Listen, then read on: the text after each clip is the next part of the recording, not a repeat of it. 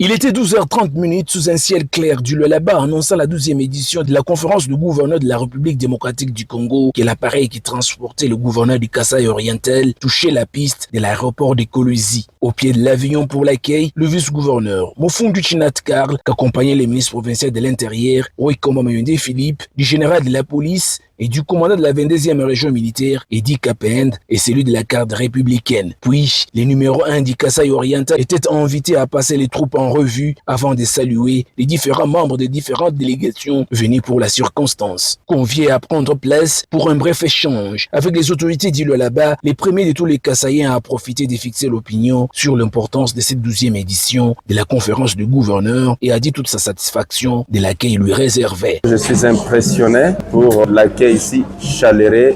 réservé à notre modeste personne par notre collègue de Lualaba. Cet accueil nous fait voir déjà que nous sommes entre les bonnes mains et tout va se passer très bien. À la question de savoir dans quelles conditions sa chère province, le Kasaï oriental est resté, Augustin Kayembe a laissé entendre que tout est calme et qu'il est venu au Lualaba pour l'échange d'expériences. Kwetu ku Kasaï oriental nkushala kuimpa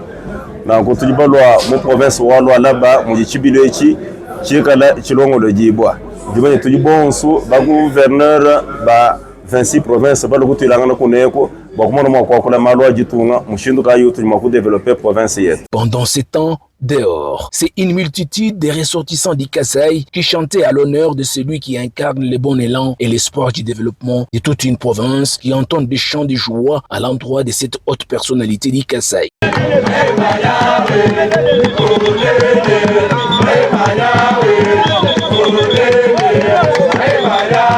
Devant une telle réalité, le gouverneur du Kasaï oriental a donné des poignées de main chaudes à ses frères et sœurs qui voient en lui une fierté de tout un peuple uni et prospère.